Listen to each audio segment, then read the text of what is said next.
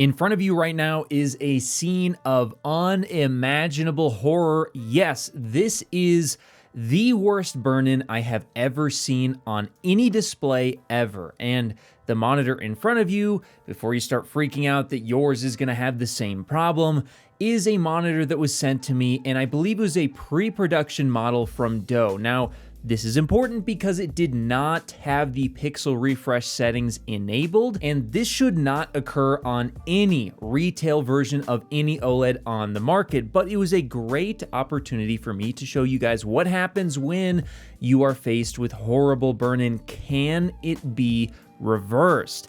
And there's really only one way I was able to test this, and that's doing a pixel refresh after a year of not doing so. And as you can see from some of this imagery, there's a ton of burn-in from the desktop. I mean, just take a look at the icons on the left there.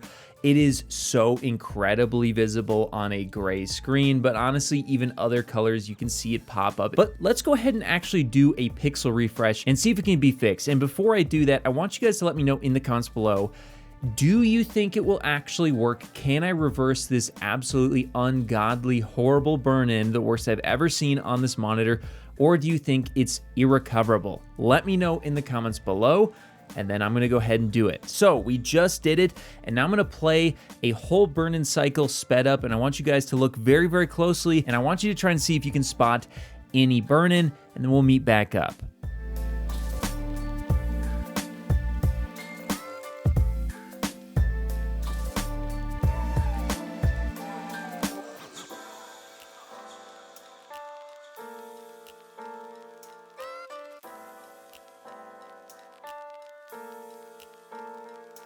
So I don't know about you guys, but I could not spot any signs of visual burn-in. And to be honest with you, that completely shocked me, as I believed it had gotten so bad that it would be completely irrecoverable.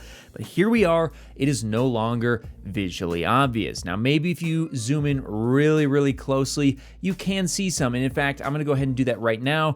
Zooming in on the gray screen, which was the worst one, I do spot a little tiny discoloration where a couple of icons were. So it looks like you can't 100% completely remove all burn-in, but I do believe it has essentially removed around 95% or maybe even 98% of the burn-in that was there. That's very, very impressive, and something that you just simply wouldn't see on day-to-day usage. And in fact, maybe if I ran it again, it would actually completely eliminate it. And if I do ever notice irrecoverable burn-in, I'll let you guys know. But let me know in the comments below, did you spot any signs of burn-in? Do you think that this was actually successful? And most importantly, have you ever had an OLED monitor or TV that had burn-in?